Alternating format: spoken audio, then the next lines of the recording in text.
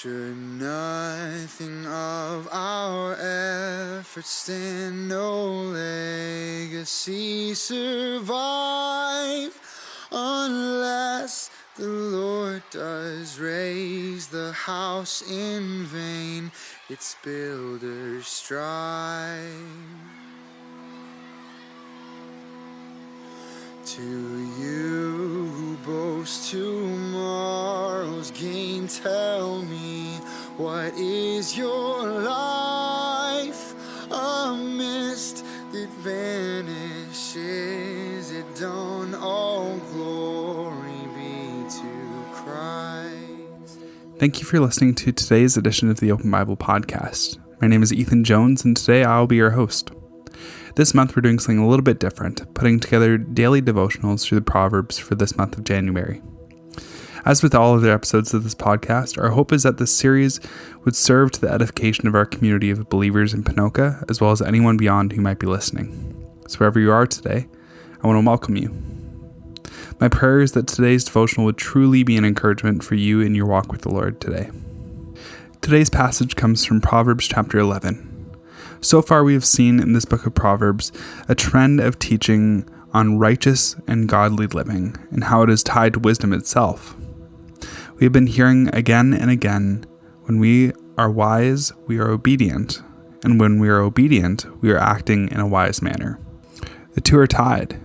And here, as we head into chapter 11, we hear a call towards humility and honesty. So let's read together this text and seek together what the Lord would have us hear today. It says, "A false balance is an abomination to the Lord, but a just weight is his delight. When pride comes, then comes disgrace. But with the humble is wisdom. The integrity of the upright guides them, but the crookedness of the treacherous destroys them. Riches do not profit in the day of wrath, but righteousness delivers them from death. The righteousness of the blameless keeps his way straight, but the wicked falls by his own wickedness. The righteousness of the upright delivers them, but the treacherous are taken captive by their lust. When the wicked dies, his hope will perish, and the expectation of wealth perishes too.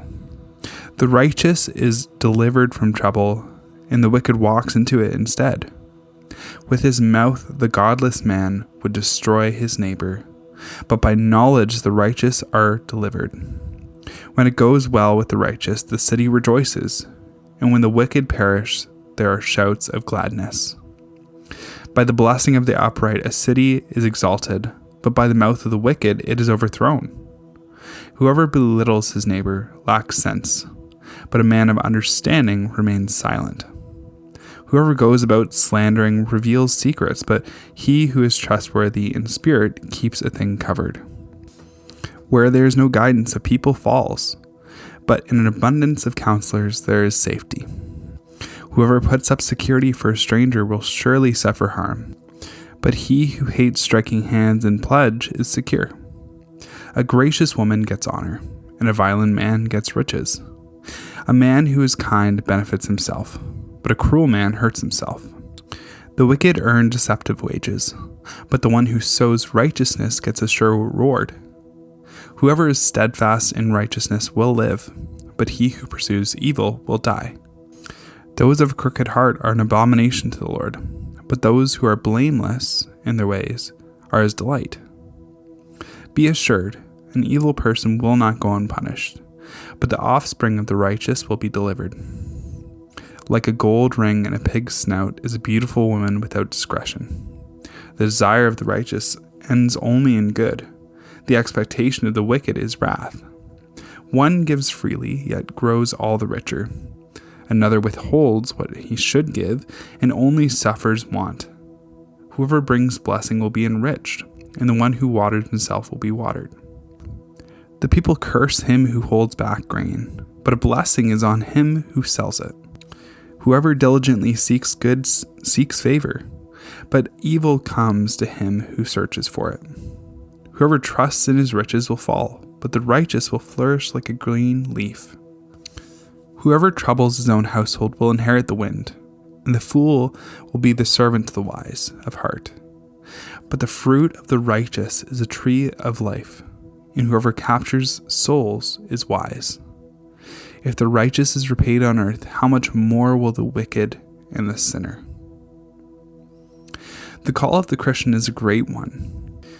We are told, obviously, that the yoke of Christ is light, but there is a responsibility placed on the believer to put off all unrighteousness. Colossians 3 specifically says, "Put off the old self with its practices, and put on the new self, which is being renewed in the knowledge after the image of its creator." This is sometimes a painful process, and yet putting to death sin frees us up to closer union with God. So when we are pressed by Scripture to live holy and blameless lives, it is not an end in itself. We are not living holy lives for the sake of living holy lives. We're doing it to glorify God and enjoy Him forever, as the Westminster Confession once said. So as we read today's passage, we should be hearing a call from God to honesty and putting off the old self. Here, Solomon does not speak so much in terms of the good things versus the bad things in themselves, as he does elsewhere. But here he speaks plainly of the consequences for one's actions. What happens to the good person and what happens to the bad person. And I think it becomes all the more plain here as we read that we can see these consequences transferring into our own context today. He's telling us a false balance is an abomination to the Lord, but a just weight is His delight. So he's telling us, be honest in your business dealings. He says, when pride comes, then comes disgrace, but with the humble is wisdom. The integrity of the upright guides them, but the crookedness of the treacherous destroys them. So he's saying, let your life be marked by integrity and honesty. Verse 4, riches do not profit in the day of wrath, but righteousness delivers them from death. The righteousness of the blameless keeps his way straight, but the wicked falls by his own wickedness. The righteousness of the upright delivers him, but the treacherous are taken captive by their lust. When the wicked dies, his hope will perish, and the expectation of wealth perishes too. The righteous is delivered from trouble, and the wicked walk into it instead. With his mouth the godless man would destroy his neighbor, but by knowledge the righteous are delivered. When it goes well with the righteous, the city rejoices, and when the wicked perish, there are shouts of gladness. By the blessing of the upright, a city is exalted, but by the mouth of the wicked it is overthrown. Now, to the unrighteous, he's saying that you very well might do well in this life, but that wealth or that social status, it will not bring you far beyond this life. The way you interact with others will work either for your blessing or your curse on the day of judgment. He says in verse 20, those of crooked heart are an abomination to the Lord, but those of blameless ways are His delight. Be assured, an evil person will not go unpunished, but the offspring of the righteous will be delivered. Like a gold ring in a pig's snout is a beautiful woman without discretion. And the desire of the righteous ends only in good. The expectation of the wicked is wrath. And to jump to the end, the fruit of the righteous is a tree of life, and whoever captures souls is wise. If the righteous is repaid on earth, how much more the wicked and the sinner? We should be fearful in hearing these things. Remember who God is and who we are. All things are seen by God and judged by God. He judges the good as well as the bad. So we must seek to be honest in all of our dealings and store up treasures in heaven, not on earth where moth and rust destroy. God rewards those who are steadfast in righteousness. Not that our salvation is based on that, but we are told that there are rewards for keeping faithful. So I'd encourage you today to seek after that, not based on what you can get out of it, but to seek the Lord and His safety.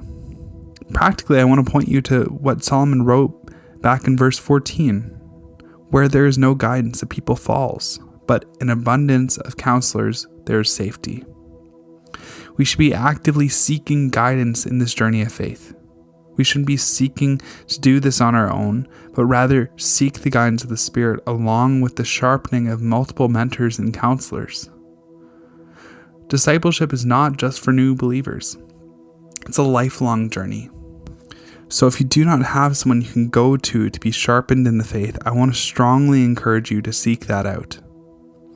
And if you do not know of someone, you can talk to Pastor Jeremy or one of the other elders, and I'm sure that they can help you, and I promise that you will not be disappointed. But that is my prayer for all of you today, that you would seek to rid yourself of pride, live lives marked by humility and honesty, counting others as worthy of more honor than yourselves, and doing all things unto the Lord. And I hope that is your prayer as well today, as you're listening. I hope this reading of Proverbs 11 has been an encouragement to you today as you seek to honor the Lord in your daily lives. I know it has been for me as well. I'm keeping you all in my prayers, and I want to encourage you. If there are any questions on this topic that you would like Pastor Jeremy or I to address in our future podcast, please enter that using the link below. Blessings on you all.